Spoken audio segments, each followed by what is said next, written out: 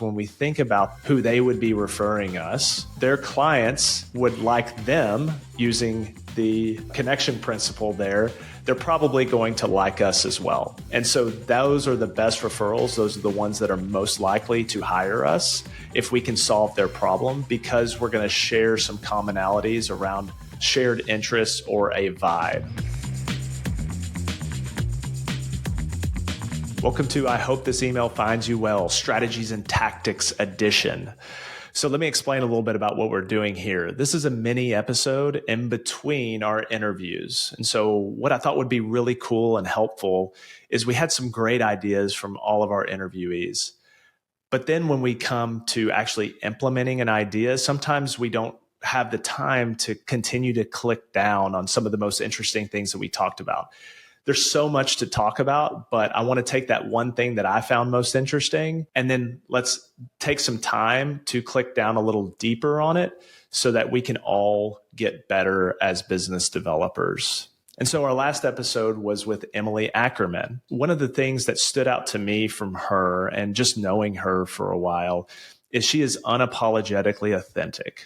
But a lot of times we have trouble as business developers integrating our personality, who we are with our friends outside of work, into our professional environment and how we build relationships. And sometimes that takes some time to integrate. And I know for me personally, when I think about whenever I first started in sales and business development, I wanted to appear buttoned up. I wanted to appear like I had the answers, that I was a professional. But that was actually doing me a disservice. I realized that people were less likely to actually buy from me because they could feel that. Our spidey senses kind of jump out whenever we aren't authentically ourselves. So we've all met those people at networking events where they're super excited to see you and they're kind of jumping all over the place, or they are reserved and very buttoned up and professional. And sometimes our spidey senses that mask that's being put on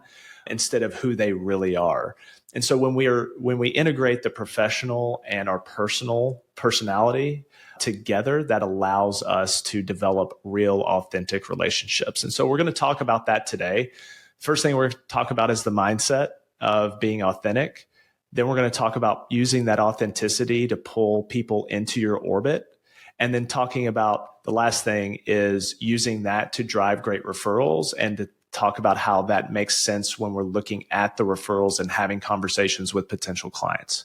So when we look at our mindset, again, going back to sometimes we put on a professional mask when we're getting started in business development, and that can detract from building real relationships. And so when we think about some of the ways that we can do that is, what are the things that you like? You know, Emily, what I love about her is she is unapologetically herself.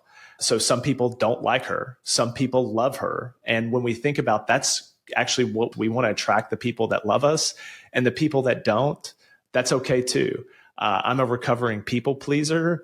And so this has taken me a while to develop over the years. But once I became okay with some people just aren't going to like my vibe or want to do business with me, that's actually helping me determine faster who I need to be spending my time with. And so she talked about, she's at the forefront of her being unapologetically Jewish, right? She wears that on the forefront. She loves concerts. She loves Tool. She loves barbecue, right? So she's got all of these things and her interests that she attracts people into her orbit. And so she does that her way, but we can all do that in our own way.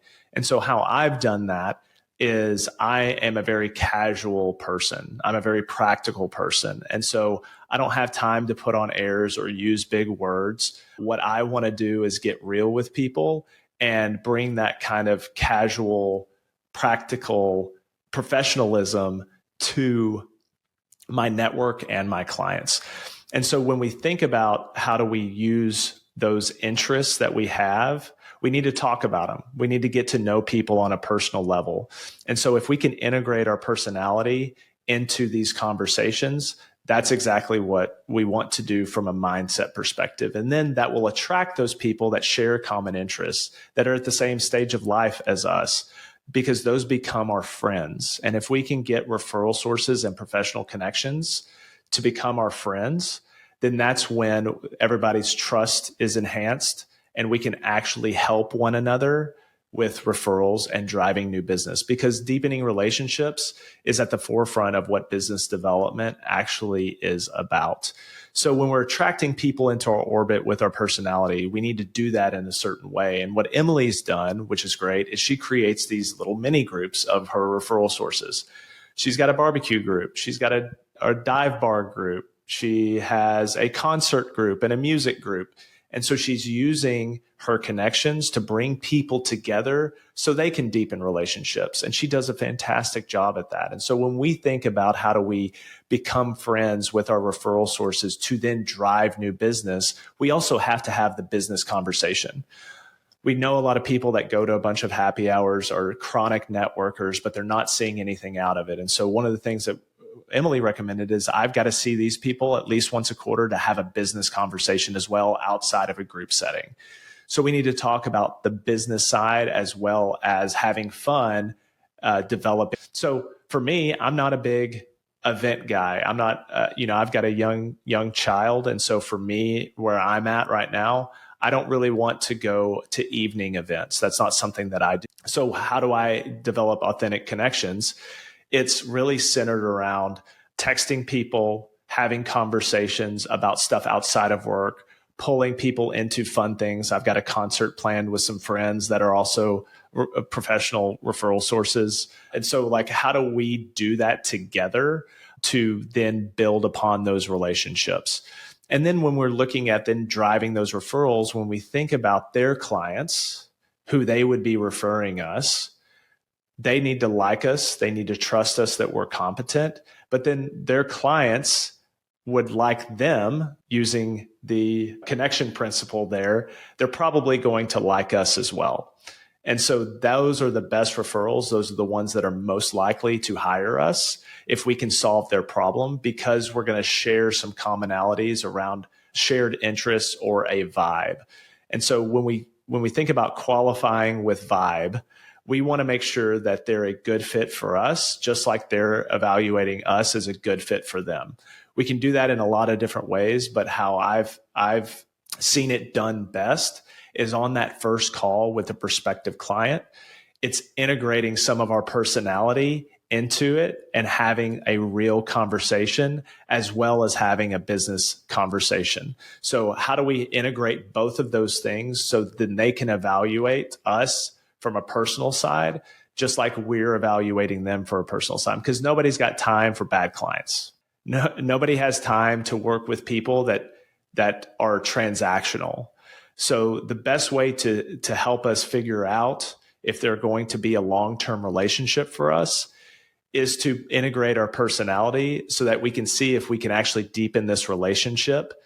Because if they are not going to take our call, if they just want us to do the work, sometimes that's okay, but oftentimes that's not set up to be a great long-term client where we can add value. They'll take our call. We can go deep in the relationship. And so how do we evaluate that with our personality?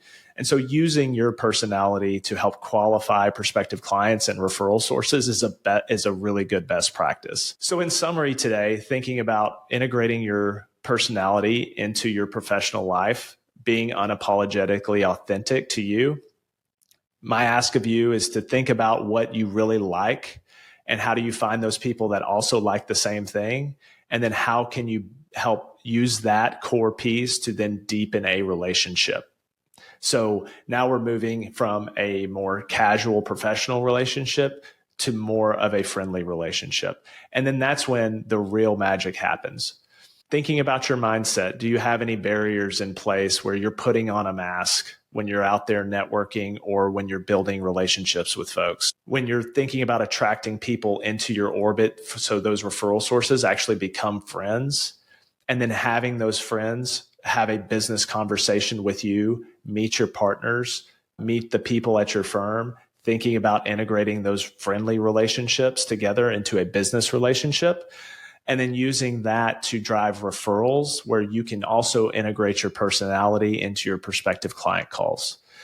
So this is a big takeaway. So what is the one thing that you're going to do this week with your calls to try to find those people that will actually be the core nucleus, like Emily had talked about, and building that core nucleus that's going to drive a lot of your referrals long term. Thanks for listening to I Hope This Email Finds You Well, Strategies and Tactics Edition. Tune in next time where we've got another great interview and we'll get better together.